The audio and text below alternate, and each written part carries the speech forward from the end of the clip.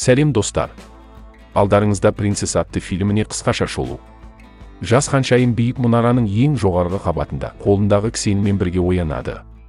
Түнде не болғанын анық есіне түсіре алмайды, бірақ мұнда ұзақ қалмайтынына нық сенімді. Бір кезде сырттан аяқ дыбыстары естіледі. Ханшайым көзін жұмып, ұйықтап жатқанда кейіп танытады. Бөлмеге екі ер адам кіріп, біреуі қызды ұстағысы келеді. Ханшайым басымен иракез шашты жігітке соққы жасап, бір қолындағы кісеннен құтылу үшін саусағын шығарып алады.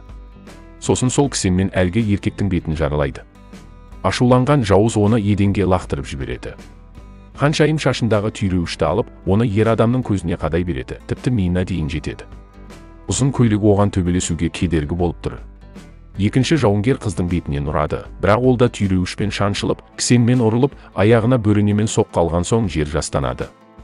Думаешь, сможешь добраться до низа? Увидимся там. Дыбыстарды естіп тағы бір күзетші жетеді. Ханшайым оны балғамен ұрып өлтіріп, денесін өзінің төсегіне жатқызады. Енді қалайда бірінші қабатқа жету керек. Терезеден қараған қыз өз отбасының жаулардың алдында тізерлеп тұрғанын көреді. Қамалды жауып тастаған, ешкімнің қашып шығуына жол жоқ. Енді мемлекетті басып алмақшы болып жүрген бір дипломаттың ұлы Джулиус, патша тағын заңды иелену үшін ханшайымға үйленбек. Оның қасында мықты жауынгер әйел Майра бар. Джулиус либерал әкесі, патшаға ашулы, себебі ол өзге ұлт өкілдеріне қамқорлық жасап, оларды соғыссыз қабылдайды. Ал бұл Джулиуске ұнамайды. Ханшайым бәріне өзі кінәлі екенін түсінеді. Кеше ғана ол Джулиуске тұрмысқа шығуы керек еді. Сол кезде Джулиус патша болып шыға келетін. Алайда ол тойдан қашып кеткен. Бір кезде әжетханаға мүйізі бар дулыға киген дәу кіріп келеді. Ол өз ісімен айналысып жатқанда, ханшайым ваннаның су астына жасырынып қалады. Алайда амбал асықпайды, қыз тұншығып қала жаздайды. Ақыры ол көйлегінің етегін жыртып дәлізге шығып кетеді. Бірақ алып күзетші көп ұзамаған екен, ол қызды тамағынан ұстап алады. Обычно действует. Мұндай дәуді ұру бос әурешілік.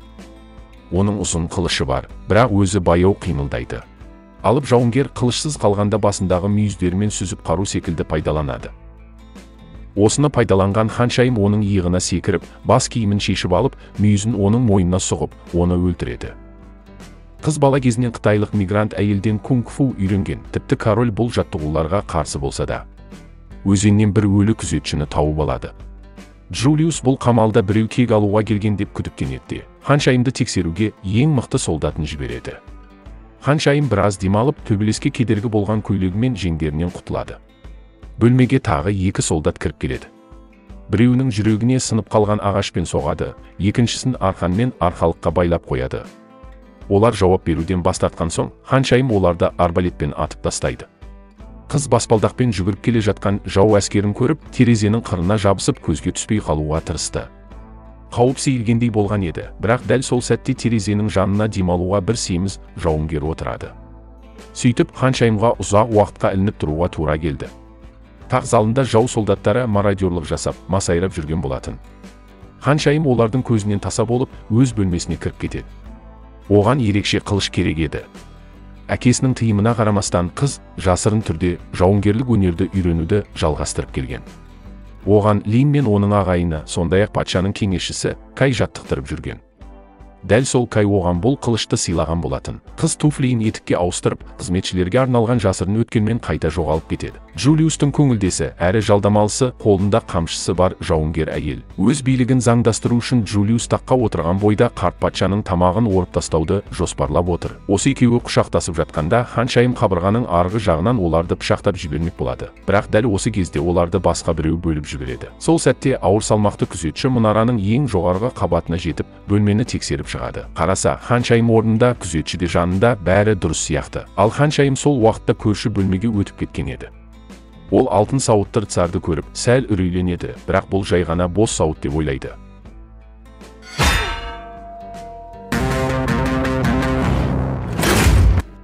Алайда кенеттен сауыт тіріліп, алып қылышпен жан-жаққа шаба бастайды.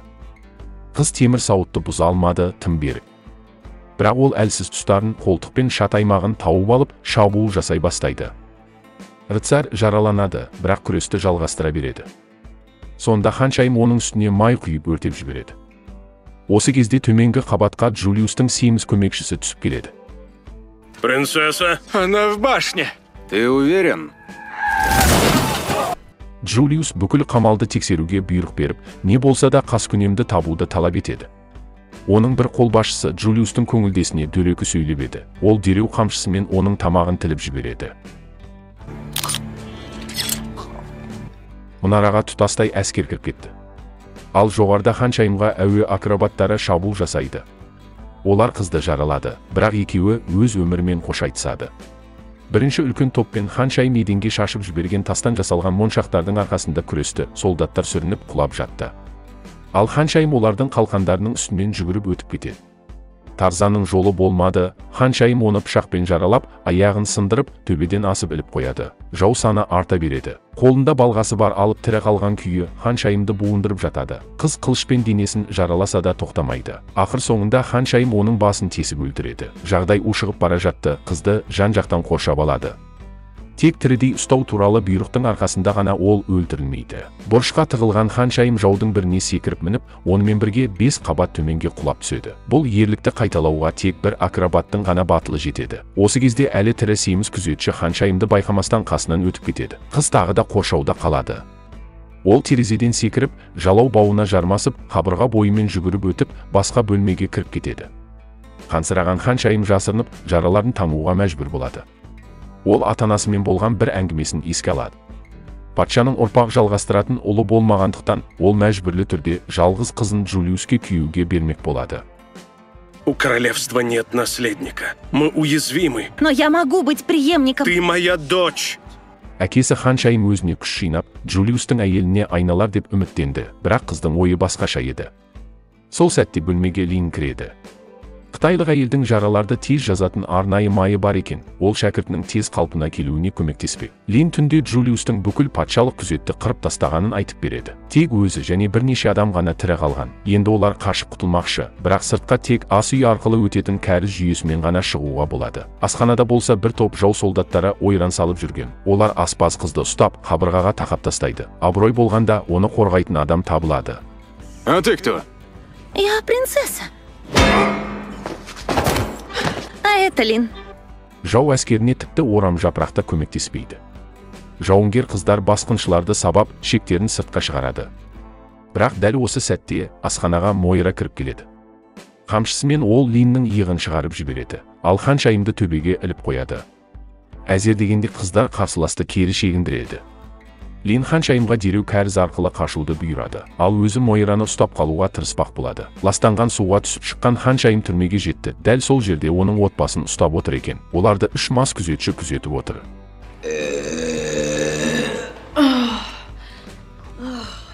Қыз да сәл ішіп алып, оларды оңай жеңіп шығады. Әкесі қызын адамдарды осылай суыққанды өлтіре алады деп еш ойламаған, бірақ дәл сол сәтте ханшайымды ұрып иесінен тандырып тастайды. Иесін жиған кезде ол тақ залында екендігін түсінеді. Лин де қолға түскен екен. Джулиус оның бетіне қарай қолын соза бергенде, Лин оны тістеп, саусағынан айырып жібере жаздайды. Басқыншы әлі де ханшайымға үйленбек ниетте, бірақ қыз оған өмірін тозаққа айналдыратынын айтып ант береді. Бұл сөздер Джулиуске ұнамайды. Ендеше ол енді тентек қызды дарға асып, орнына оның сіңлісі Вайлетке үйленетін болады. Сол кезде ханшайым назарды өзіне аударып, Лин Вайлетті жетелеп алып, залдан қашып шығады. Ал ханшайымның өзін терезеден лақтырып жібереді. Қыз биіктен суға құлап, түбіне батып кетеді. Бірақ өткенді еске түсіргендей терапиялық флешбек арқасында есін жиып, су түбіндегі темірге арқанын үйкелеп, босап шығады да су бетіне көтеріледі. Ал Джулиус болса үйлену рәсімін тез арада өткізуді бұйырады. Тек алдымен қалыңдығын, яғни Вайлетті табу керек. Оны ханшайымда іздеп жүреді. Жолда оған тағы бір жау жолығады, бірақ бұл жолы оны Вайлет өзіне сауыттарды құлатып жеңіп кетеді. Үшеуі, ханшайым, Лин және Вайлет жасырын қару бөлмесіне түседі. Қамалды жау әскері төңкеріп жатқанда, жауынгер қыздар былғары сауыт киіп, шайқасқа дайындалады. Ханшайым қылыш алады, ал Лин ерекше садақты иеленеді. Вайлет әлі соғысқа дайын емес, сондықтан ол жасырынуы керек. Осы сәтте Джулиус патшайымды қинап, Вайлетті шақыртпақ болады. Бірақ сырттан ұрыс дауысын естіп қалады. Өлуі қиын ханшайым жау әскерінің быт-шытын шығарып жатыр. Оның үстіне Линнің ғажайып садағы да көмекке келеді. Бұл садақ қажет болғанда қылышқа айнала алады екен. Вайлет бір орында тыныш отыра алмайды. Ол тұтқындарға жетіп, Кайдың қолын байлап тұрған арқанды қиып жібереді. Қыздарды ауыр сауыт киген ыртсарлар қоршауға алады. Тәжірибелі ханшайым бұларды қай жерден ұру керектігін жақсы білетін, сауыттың буын тұсынан соғу керек екен. Осы сәтте Джулиус Вайлетті байқап қалады. Енді ол осы жас қызға үйленбек. Екі қыз қарсыластардың әскерін талқандап, тура миксер секілді қылыштармен турап өтеді. Соңғы болып садақшы көз жұмады. Лин сарай ішіндегі күзетшілерге қарсы шығып жатты, ал оған көмекке Кай келеді. Ал ханшайыммен бір жола есеп айырысуға Майра келеді. Ол әрқашанғыдай өзінің қамшысын қару етіп қолданады. Патша Джулиустың қолындағы қылышын тартып алмақ болады, бірақ зұлым оны бауырынан ұрып, есеңгіретіп тастайды. Шайқас кезінде ханшайым қылышынан айырылып қалады, бірақ бұл оған қашықтықты қысқартуға мүмкіндік береді. Ол Майраның қаруын өзіне қарсы пайдаланып, қамшымен оның мойнын сындырып тастайды. Дәл осы уақытта Лин өз шайқасында жеңіліп қалады. Джулиус қытайлық әйелді ауыр жаралап, ол еденге құлап түседі. Қуанып тұрған Джулиус тәжді басына киіп, енді бұрынғы қалыңдығымен шайқасуға дайын еді. Твои родители рыдали, когда ты родилась. Они так расстроились, что ты не мужчина. Ну, я слышала, что твои рыдали по той же причине. Ол мықты қарсылас болып шығады, әрі айлакер жауынгер. Ол байқатпай ханшайымның аяғына қанжар салып жібереді. Қыз бар күшімен қорғанып жатты, бірақ Джулиус оның қолындағы қылышын қағып түсіреді.